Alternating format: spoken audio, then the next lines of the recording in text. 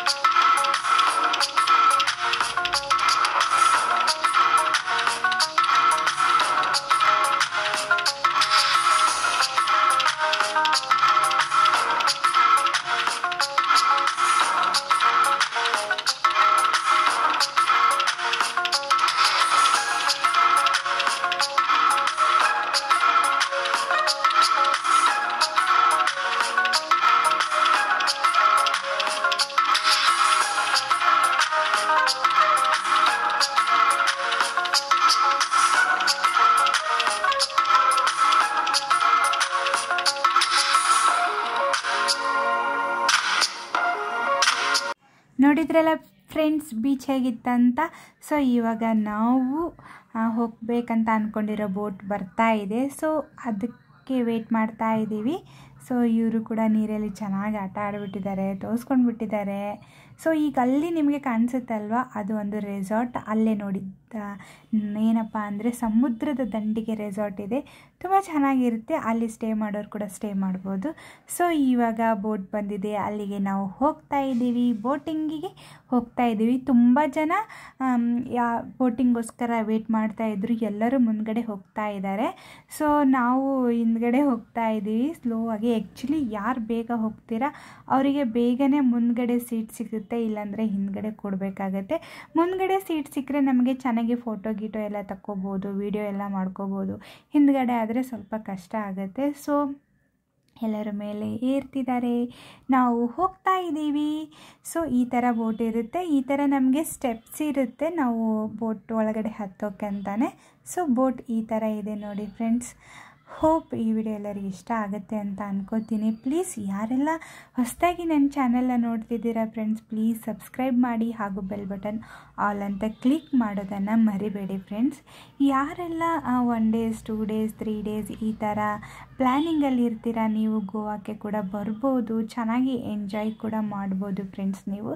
So ಇವಾಗ boating ನಾವು ಹೋಗ್ತಾ ಇದ್ದೀವಿ. ಗೋವಾಕ್ಕೆ ಬರೋರಿಗೆ ಕೆಲವು ಇನ್ಫಾರ್ಮೇಷನ್ ಹೇಳೋಕ್ಕೆ ಇಷ್ಟಪಡ್ತೀನಿ ಫ್ರೆಂಡ್ಸ್. ಗೋವಾದಲ್ಲಿ ನಮಗೆ ಏನಪ್ಪ ಅಂದರೆ ನಾರ್ತ್ ಗೋವಾ ಮತ್ತು ಸೌತ್ ಗೋವಾ ಕೆಲವು ಬೀಚಸ್ಗಳು ಸಿಗ್ತವೆ. ಸೌತ್ ಗೋವಾದ ಬೀಚಸ್ಗಳು ಬಂದುಬಿಟ್ಟು ಕೋಲಾ ಬೀಚ್ ಬರುತ್ತೆ, ಪೆಬಲ್ ಬೀಚ್ ಬರುತ್ತೆ, ಬಟರ್ಫ್ಲೈ ಬೀಚ್ ಅದು ಕೂಡ ಚೆನ್ನಾಗಿರುತ್ತೆ, ಅಗೊಂಡ ಬೀಚ್ ಅಂತ ಬರುತ್ತೆ, ಆಮೇಲೆ ಪೆಲನೋಮ್ ಬೀಚ್ ಅಂತಲೂ ಬರುತ್ತೆ. ಇವು ಅಷ್ಟು ದೊಡ್ಡದಲ್ಲ, ಸ್ವಲ್ಪ ಸ್ವಲ್ಪ ಚಿಕ್ಕ ಆದರೂ ಪರವಾಗಿಲ್ಲ, ಚೆನ್ನಾಗಿರುತ್ತೆ. ಕ್ಲೈಮೇಟ್ ಕೂಡ ಚೆನ್ನಾಗಿರುತ್ತೆ, ಸುತ್ತಮುತ್ತ ನೋಡೋಕ್ಕಂತೂ ಸಖತ್ತಾಗಿರುತ್ತೆ. ಅಲ್ಲಿ ಸ್ವಲ್ಪ ಕೆಲವು ಬೀಚ್ಗಳಲ್ಲಿ ನಿಮಗೆ ಫುಡ್ ಫೆಸಿಲಿಟೀಸ್ ಇರೋದಿಲ್ಲ, ನೋಡ್ಕೊಂಡ್ಬಿಟ್ಟು ನೀವು ಎಲ್ಲ ಫೆಸಿಲಿಟೀಸ್ನ ನೀವು ಇಲ್ಲಿಂದನೇ ಅಂದರೆ ಪಣಜಿಯಿಂದನೇ ತೊಗೊಂಡು ಹೋಗಬೇಕಾಗತ್ತೆ.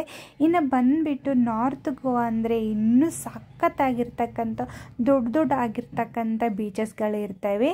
ನಾರ್ತ್ ಗೋವಾದ ಮೊದಲನೇ ಫೇಮಸ್ ಬೀಚ್ ಅಂದರೆ ಕಲ್ಲಂಗುಡ್ ಬೀಚ್ ಆಗುತ್ತೆ, ಬಾಗಾ ಬೀಚ್ ಆಗುತ್ತೆ. ಇವೆರಡು ಕೂಡ ತುಂಬ ಫೇಮಸ್ ಬೀಚ್ ಅಂತಲೇ ಹೇಳ್ಬೋದು. ಮತ್ತು ಏನಪ್ಪ ಅಂದರೆ ಅರಮಾಂಬೋಲ್ ಬೀಚ್ ಅಂತಲೂ ಸಿಗುತ್ತೆ, ಆಮೇಲೆ ಅಂಜುನಾ ಬೀಚ್ ಅಂತ ಅದು ಕೂಡ ಚೆನ್ನಾಗಿರುತ್ತೆ.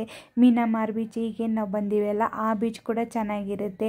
ಡೋನಾಪಾಲ್ ಬೀಚ್ ಅಂತಲೂ ಇರುತ್ತೆ, ಇದ್ರ ಪಕ್ಕ ಇರುತ್ತೆ, ಆ ಬೀಚ್ ಕೂಡ ಸಖತ್ತಾಗಿರುತ್ತೆ. ಇನ್ನು ಗೋವಾ ವಾಶ್ಕೋ ಕಡೆ ಬಂದರೆ ನಮಗೆ ಏನಪ್ಪ ಅಂದರೆ ಬೊಗ್ಮಾಲೋ ಬೀಚ್ ಸಿಗುತ್ತೆ, ಅದಾದಮೇಲೆ ಬೈನಾ ಬೀಚ್ ಸಿಗುತ್ತೆ, ಅದು ಕೂಡ ತುಂಬ ಚೆನ್ನಾಗಿರುತ್ತೆ. ಬೊಗ್ಮಾಲೋ ಬೀಚ್ ಸಖತ್ತಾಗಿರುತ್ತೆ, ಅಲ್ಲಿ ಎಲ್ಲ ಫೆಸಿಲಿಟೀಸ್ ಕೂಡ ನಿಮಗೆ ಸಿಗುತ್ತೆ. ಬೊಗ್ಮಾಲೋ ಬೀಚ್ ನಮಗೆ ತುಂಬ ಅಂದರೆ ನಮ್ಮ ಅಜ್ಜಿ ಮನೆಗೆ ತುಂಬ ಅಂದರೆ ತುಂಬ ಹತ್ತಿರ ಆಗಿರುತ್ತೆ. ಜಸ್ಟ್ 1.5 ಕಿಲೋಮೀಟ್ರಲ್ಲಿ ನಾವು ಏನಪ್ಪ ಅಂದರೆ ಬೊಗ್ಮಾಲೋ ಬೀಚ್ ರೀಚ್ ಆಗ್ಬೋದು, ಅಷ್ಟು ಚೆನ್ನಾಗಿರುತ್ತೆ. ಸೊ ಈಗ ನಿಮಗೆ ಏನೇನೆಲ್ಲ ಬೀಚಸ್ಗಳು ಇರುತ್ತೆ ಅಂತ ಹೇಳಿದ್ನಲ್ಲ. ನಾರ್ತ್ ಬೀಚಸ್ ನೀವೇನಾದರೂ ನೋಡಬೇಕು ಅಂತ ಅಂದ್ಕೊಂಡ್ರೆ ಪಣಜಿಯಿಂದ ನಿಮಗೆ 30-40 ಕಿಲೋಮೀಟರ್ಸ್ ಅಂಡರಲ್ಲೇ ನಿಮಗೆ ಎಲ್ಲ ಬೀಚಸ್ಗಳು ಸಿಗ್ತವೆ. ಇನ್ನು ಏನಪ್ಪ ಅಂದರೆ ಬೆಂಗಳೂರಿಂದ ಗೋವಾಕ್ಕೆ ಬರೋಕ್ಕೆ ನಿಮಗೆ ಟ್ರೈನ್ ಫೆಸಿಲಿಟೀಸ್ ಕೂಡ ಇದೆ, ಬಸ್ಗಳಿವೆ, ಗೌರ್ಮೆಂಟ್ ಬಸ್ಗಳಿವೆ, ಅಪೋಲೋ ಬಸ್ಗಳಿವೆ, ಸ್ಲೀಪರ್ ಬಸ್ ಆಗಿರ್ಬೋದು, ಅದಾದಮೇಲೆ ಏರೋಪ್ಲೇನ್ ಕೂಡ ಬರ್ಬೋದು ನೀವು, ಓಕೆನಾ. ಸೊ ಟ್ರೈನಿಗೆ ಯಾರಾದರೂ ಬರಬೇಕು ಅಂತ ಅಂದ್ಕೊಂಡವರು ಟ್ರೈನ್ ಮಧ್ಯಾಹ್ನ 2 ಗಂಟೆಯಿಂದ ಇರುತ್ತೆ. ಎಲ್ಲಿಂದ ಅಂದರೆ ಯಶವಂತಪುರಿಂದ ಇರುತ್ತೆ ಗೋವಾಕ್ಕೆ ಡೈರೆಕ್ಟಾಗಿ. ಸೊ ನೀವು ಮಡ್ಗಾಂವ್ ಇಳಿದುಬಿಟ್ಟು ಪಣಜಿ ಬಸ್ ಹತ್ಕೊಂಡು ನೀವು ಬರಬೇಕಾಗತ್ತೆ. ಇಲ್ಲ ನಾವು ವಾಶ್ಕೋಗೆ ಹೋಗ್ತೀವಿ ಅನ್ನೋರು ವಾಶ್ಕೋಗೆ ಡೈರೆಕ್ಟ್ ಹೋದರೆ ನಿಮಗೆ ಬೊಗ್ಮಾಲೋ ಬೀಚ್ ಆಮೇಲೆ ಬೈನಾ ಬೀಚ್ ಈ ಥರ ಎಲ್ಲ ಸಿಗುತ್ತೆ. ಏರೋಪ್ಲೇನಿಗೆ ಏನಾದರೂ ಬಂದರೆ ನೀವು ನಿಮಗೆ ಅಲ್ಲಿಂದ ಏರ್ಪೋರ್ಟಿಂದ ಮತ್ತೆ ನೀವು ಪಣಜಿಗೆ ಬರಬೇಕಾಗುತ್ತೆ, ಪಣಜಿಯಿಂದ ಕಲ್ಲಂಗುಡ್ ಹೋಗಬೇಕಾಗತ್ತೆ, ಈ ಥರ ಇರುತ್ತೆ. ಸೊ ನೋಡಿ ಫ್ರೆಂಡ್ಸ್, ಚೆನ್ನಾಗಿರುತ್ತೆ. ಒಂದ್ಸರಿ ಗೋವಾ ಬನ್ನಿ, ಎಲ್ಲ ಬೀಚಸ್ಗಳನ್ನ ನೋಡಿ. ದೊಡ್ಡ ಚರ್ಚ್ಗಳಿರ್ತವೆ. ಓಲ್ಡ್ ಗೋವಾ ಚರ್ಚ್ ಇದೆ, ಅದಾದಮೇಲೆ ಇಲ್ಲಿ ನಮ್ಮ ಒಂದು ಓಲ್ಡ್ ಗೋವಾ ಆಗಿರ್ಬೋದು, ಆಮೇಲೆ ಗೋವಾದಲ್ಲಾಗಿರ್ಬೋದು ಹಿಂದೂ ಟೆಂಪಲ್ ಕೂಡ ಇವೆ. ಸೊ ತುಂಬ ಚೆನ್ನಾಗಿರುತ್ತೆ. ನೀವೇ ಓನ್ ವೆಹಿಕಲ್ ಮಾಡ್ಕೊಂಡು ಬಂದರೆ ಇನ್ನೂ ಸಖತ್ತಾಗಿರುತ್ತೆ ಅಂತಲೇ ಹೇಳ್ತೀನಿ. ಅಷ್ಟೇ ಅಲ್ಲ, ನಿಮಗೆ ಈ ಥರ ವಂಡರ್ಲಾ ಟೈಪ್ ಅಲ್ಲಿನೂ ನಿಮಗೆ ಸಿಗುತ್ತೆ. ಫಾಗಿ ಲ್ಯಾಂಡ್ ಆಗಿರ್ಬೋದು ಇತ್ಯಾದಿ. ಈ ಥರ ಅಲ್ಲಿ 500 ರೂಪೀಸ್ ಈ ಥರ ಚಾರ್ಜ್ ಕೂಡ ಮಾಡ್ತಾರೆ. ಸೊ ಫುಡ್ ಫೆಸಿಲಿಟೀಸ್ ಇರಲ್ಲ, ನೀವು ಹೊರಗಡೆಯಿಂದನೇ ಎಲ್ಲ ತೊಗೊಂಡು ಹೋಗಬೇಕಾಗತ್ತೆ. ಆಮೇಲೆ ಈವನ್ ಗೋವಾದಲ್ಲಿ ನಿಮಗೆ ಏನೇ ಫುಡ್ ತಿನ್ನಿ, ಹೊರಗಡೆ ನೀವು ತಿನ್ನೋದಾದರೆ ತುಂಬ ಕಾಸ್ಟ್ಲಿ ಇರುತ್ತೆ. ಅಲ್ಲಿ ಜಾಸ್ತಿ ನಿಮಗೆ fish varieties of fish items ಕೂಡ ಇರುತ್ತೆ. ಡ್ರಿಂಕ್ಸ್ ಅಂತೂ ತುಂಬ ಕಡಿಮೆ ಇರುತ್ತೆ. ಆಬ್ವಿಯಸ್ಲಿ ಎಲ್ಲರಿಗೂ ಈ ವಿಷಯ ಗೊತ್ತು. ಕೆಲವು ಜನ ಡ್ರಿಂಕ್ಸ್ ಮಾಡಬೇಕು, ಎಂಜಾಯ್ ಮಾಡಬೇಕು ಅಂತಲೇ ಗೋವಾಕ್ಕೆ ಬರೋದು. ಸೊ ಇವತ್ತು ನಾವು ಏನಪ್ಪ ಅಂದರೆ ಮೀನಮಾರ್ ಬೀಚ್ಗೆ ಬಂದಿದ್ವಿ. ಇಲ್ಲಿ ಕೆಲವು ಪ್ಲೇಸಸ್ಗಳನ್ನ ತೋರಿಸ್ತಿದ್ದಾರೆ. ನನಗಂತೂ ಏನೂ ಅರ್ಥ ಆಗಿಲ್ಲ, ಜಸ್ಟ್ ಅವ್ರು ಹೇಳಿದ್ದೆಲ್ಲ ನೋಡ್ತಾ ಇದ್ದೆ ಅಷ್ಟೇ. ಇವಾಗೇನು ನಾವು ಬೋಟಿಂಗ್ ಹೋಗ್ತಾ ಇದ್ದೀವಲ್ಲ, ಇಲ್ಲಿ ನಮಗೆ ಬೀರ್ ಅಂದರೆ ಕುಡಿಯೋಕ್ಕೆ ಬೀರ್ ಆಗಿರ್ಬೋದು, ವಾಟ್ರ್ ಆಗಿರ್ಬೋದು, ಸ್ನ್ಯಾಕ್ಸ್ ಆಗಿರ್ಬೋದು, ಈ ಥರ ಎಲ್ಲ ಮಾರ್ತಾರೆ. ನಿಮ್ಗೆ ಬೇಕಾದರೆ ಹೊರಗಡೆಯಿಂದನೂ ನೀವು ಬೈ ಮಾಡ್ಕೊಂಡು ಬರ್ಬೋದು. ಅಷ್ಟೇ ಅಲ್ಲ, ಏನಪ್ಪ ಅಂದರೆ ಫಿಲ್ಮ್ ಸಾಂಗ್ಸ್ ಎಲ್ಲ ಹಾಕ್ತಾರೆ. ಕೆಲವು ಜನ ಈ ಥರ ಎಲ್ಲ ಡ್ಯಾನ್ಸ್ ಕೂಡ ಮಾಡ್ತಾರೆ. ಆಮೇಲೆ ಕೆಲವು ಜನ ವೀಡಿಯೋಸ್ಗಳನ್ನ ತಗೋತಾರೆ, ಕೆಲವು ಜನ ಫೋಟೋಸ್ಗಳನ್ನ ತಗೋತಾರೆ, ಕೆಲವು ಜನ ಫೋಟೋಶೂಟ್ ಕೂಡ ಮಾಡ್ಕೋತಾರೆ. ಈ ಥರ ಇದೆ ನೋಡಿ, ಎಷ್ಟು ಜನ ಬಂದಿದ್ದಾರೆ. ಫುಲ್ಲಾಗಿತ್ತು. ಈ ಪುಣ್ಯಕ್ಕೆ ನಮಗೆ ಮುಂದ್ಗಡೆ ಸಿಕ್ಕಿತ್ತು. ಸೊ ನೋಡಿ, ಈ ಥರ ಮುಂದ್ಗಡೆ ಸೀಟ್ ಏನಾದರೂ ನಮಗೆ ಸಿಕ್ಕರೆ ಈ ಥರ ನಮಗೆ ಫೋಟೋ ತಗೊಳಕ್ಕೆ ಈಸಿಯಾಗಿರುತ್ತೆ ಅಂತಲೇ ಹೇಳ್ಬೋದು. ಸೊ ಇದು ನಮ್ಮ ಒಂದು ಏನಪ್ಪ ಅಂದರೆ ಗೋವಾದಲ್ಲಿ ಮೀನಮಾರ್ ಬೀಚಲ್ಲಿ ಒಂದು ಕ್ಷಣದ ಮೆಮೊರೇಬಲ್ ಡೇ ಅಂತಲೇ ಹೇಳ್ಬೋದು. ಸೊ ಹೇಗಿತ್ತು ಅಂತ, ನಾವಂತರೂ ಚೆನ್ನಾಗಿ ಎಂಜಾಯ್ ಮಾಡಿದ್ದೆ ಫ್ರೆಂಡ್ಸ್. ನಿಮಗೆ ಈ ವಿಡಿಯೋ ಹೇಗಿತ್ತು ಅಂತ ಕಮೆಂಟ್ ಮೂಲಕ ತಿಳಿಸಿ. ಒಂದು ವೇಳೆ ಈ ವಿಡಿಯೋ ಏನಾದರೂ ನಿಮಗೆ ಇಷ್ಟ ಆಗಿದ್ದರೆ ಪ್ಲೀಸ್ ಲೈಕ್ ಮಾಡಿ, ಶೇರ್ ಮಾಡಿ, ಹಾಗೂ ನಿಮ್ಮ ಅನಿಸಿಕೆಗಳನ್ನು ಕಮೆಂಟ್ ಮೂಲಕ ತಿಳಿಸಿ ಫ್ರೆಂಡ್ಸ್. ನೋಡಿ, ಈ ಥರ ಎಲ್ಲ ಇರುತ್ತೆ. ನಮಗೆ ಒಳಗಡೆ ಬೋಟಿಂಗ್ ಏನಿಲ್ಲ ಅಂದರೂ 1-2 hours ನಮಗೆ ಒಳಗಡೆ ಕರ್ಕೊಂಡು ಹೋಗ್ತಾರೆ. ಆಮೇಲೆ ಅಲ್ಲಿ ನಮಗೆ ಫಿಶ್ ಇರುತ್ತೆ, ಅವೆಲ್ಲ ತೋರಿಸ್ತಾರೆ. ಆಮೇಲೆ ಕೆಲವು ಪ್ಲೇಸಸ್ಗಳನ್ನ ಅವ್ರು ಹೇಳಿದ್ರು, ಈ ಥರ ಈ ಪ್ಲೇಸಸ್ಗಳು ಇರುತ್ತೆ ಅಂತ ಹೇಳಿದರು. ಬಟ್ ಅದನ್ನೆಲ್ಲ ನಾನು ಮರ್ತುಬಿಟ್ಟಿದ್ದೀನಿ. ನೋಡಿ, ಈ ಥರ ಎಲ್ಲ ಪ್ಲೇಸಸ್ಗಳನ್ನ ಅವ್ರು ನಮಗೆ ಹೇಳ್ತಾರೆ. ಇಲ್ಲಿ ನೀವು ಪರ್ಸ್ನಲ್ಲಾಗಿ ಬೋಟಿಂಗ್ ಕೂಡ ಹೋಗ್ಬೋದು. ಅದು ಸ್ವಲ್ಪ ಚಿಕ್ಕದಾಗಿರುತ್ತೆ, ಆಮೇಲೆ ನೋಡೋಕ್ಕೂ ಸ್ವಲ್ಪ ಚೆನ್ನಾಗಿರುತ್ತೆ.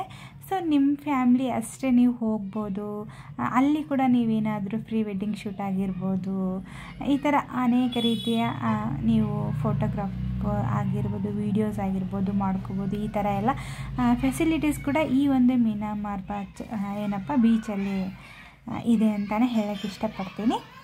ಸೊ ಇದ್ರ ಪಕ್ಕನೇ ಅಂದರೆ ಏನು ಮೀನಮಾರ್ ಬೀಚ್ ಇದೆ ಅಲ್ವಾ, ಇಲ್ಲಿ ನಮಗೆ ಮಾರ್ಕೆಟ್ ಕೂಡ ಇದೆ. ದೊಡ್ಡದಾಗಿ ಫಿಶ್ ಮಾರ್ಕೆಟ್ ಆಗಿರ್ಬೋದು, ಇಲ್ಲಿ ಕ್ಲಾತ್ ಮಾರ್ಕೆಟ್ ಆಗಿರ್ಬೋದು, ಅದು ಕೂಡ ಇದೆ ಇಲ್ಲಿ.